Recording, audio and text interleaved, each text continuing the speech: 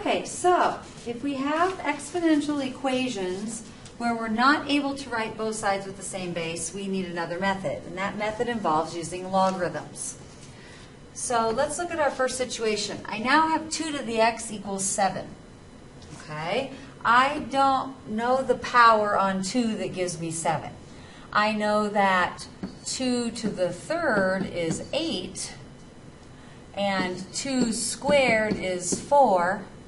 So ultimately, I know that since 7 is between 4 and 8, then I know my exponent, or my solution, is going to be between 2 and 3. But I don't know what that power is. So how do we go about solving it? Well, we use the idea that what we do to one side of an equation, we must do to the other. And we can then say, let's take the logarithm of both sides.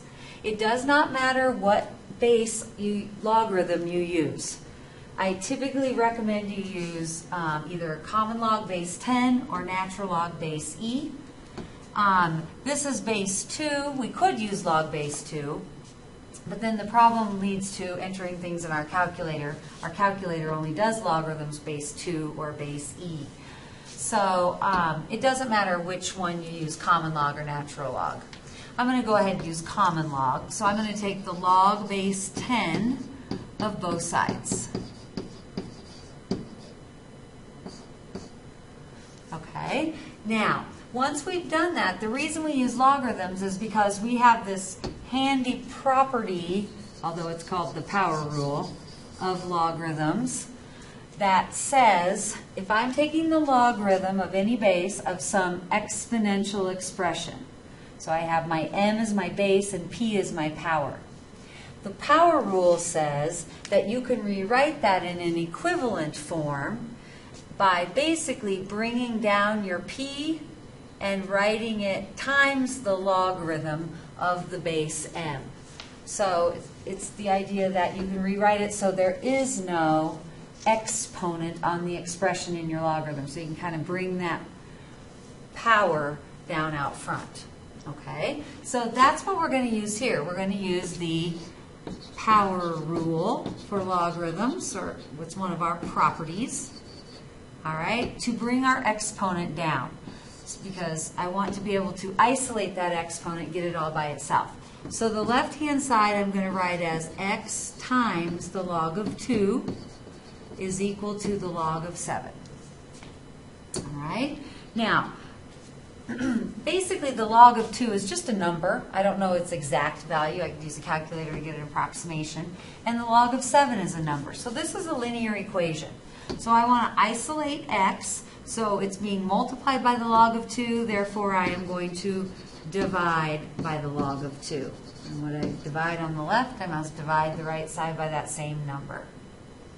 So that these will divide out to be a 1. And I'm left with x all by itself, coefficient of 1. Now, my exact answer is the log of 7 divided by the log of 2.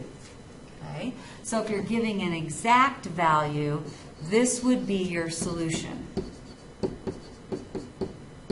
Now, sometimes it's nice to have that in decimal form so we can kind of get an idea if we're even in the ballpark. We said we know our solution is between 2 and 3. So I don't know if this is between 2 and 3. So here's where you will use your calculator to get a decimal approximation. When I put that in my calculator, log of 7 divided by log of 2, I get 2.807. I should say approximately because I rounded that to 3 decimal places. So as you can see, I did 2.807 is a number between 2 and 3. Okay, so this is my approximation, or my approximate answer.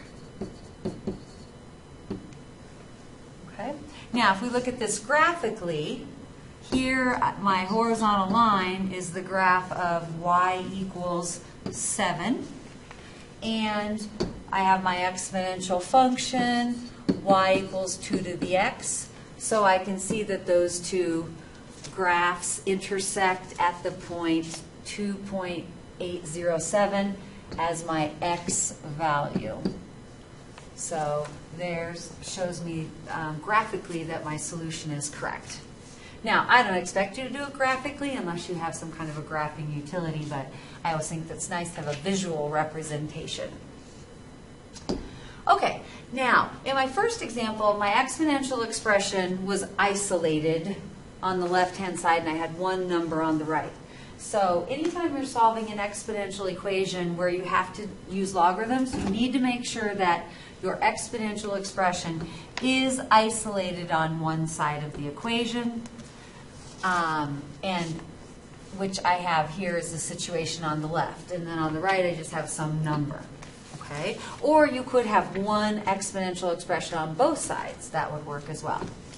All right? Here I can see that the base on my exponential expression on the left is a 4. And on the right, I have my base is 2.5. Okay? I don't know about you, but I don't know many powers of 4. So I know 4 to the 0 is 1. I know 4 to the first is 4. I know 4 squared is 16. So none of those is 2.5.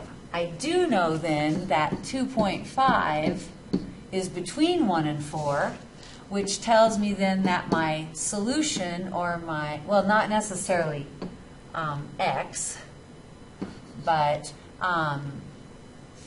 I know that my exponent, negative 0.08 times x, has to evaluate out to be a number between 0 and 1. Okay? So I'm not able to write it with the same base, so I can use logarithms. Now, I can use common log base 10 or natural log base e. So let's do natural log just to show you that it will work. So I'm going to take the natural log of negative 0.8x, or excuse me, natural log of 4 to the negative 0.8x, and then I'm going to take the natural log of 2.5.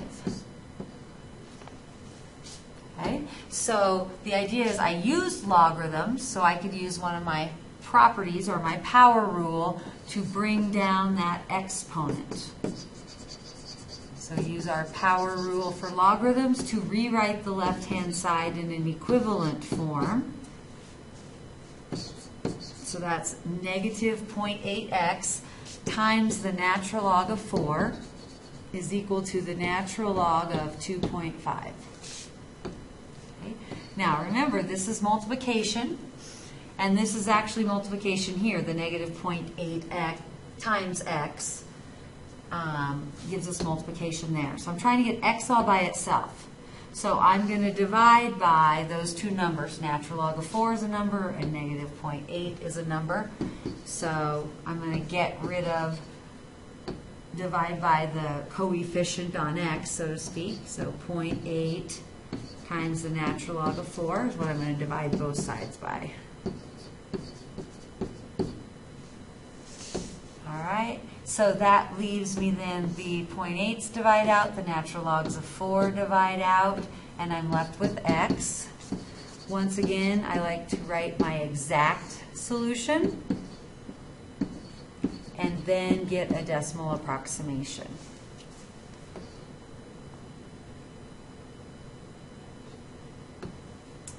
All right, so this is our exact.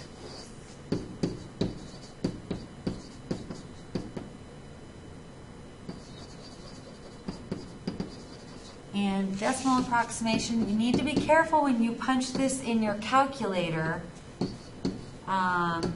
because you need to make sure you tell it to do the top and do this multiplication in the bottom before you divide. So you might want to put in, your calculator will probably want you to put parentheses around the top and the bottom. So I come up with negative 0.826.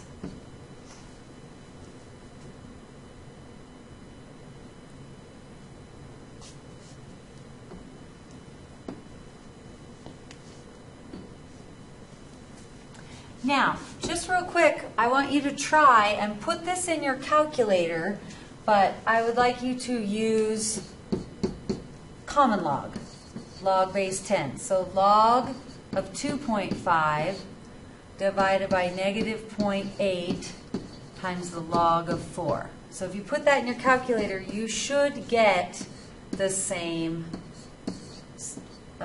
decimal equivalent. Okay, so if I would have used common logs instead of natural logs, so you can check that out. Okay, one last example. Now, here's where we have to do a little isolating before we can take the log of both sides.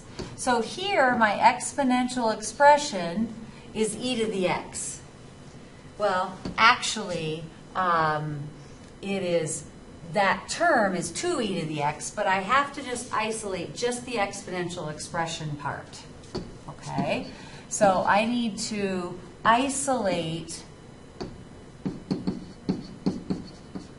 the e to the x. So I'm going to use basic algebra to get that all by itself. Think of that as like my variable that I'm solving for. So first step is to subtract 3, which gives me 71 minus 3 is 68. And then divide by 2. And this is really important. This is where you got to be careful that you have to get rid of the 2 before you take the natural log. Otherwise, you have to use other properties to simplify it. This just makes it much more basic. Okay? So I have e to the x is equal to 68 divided by 2 is 34. Okay? So my exponential expression is isolated on the left.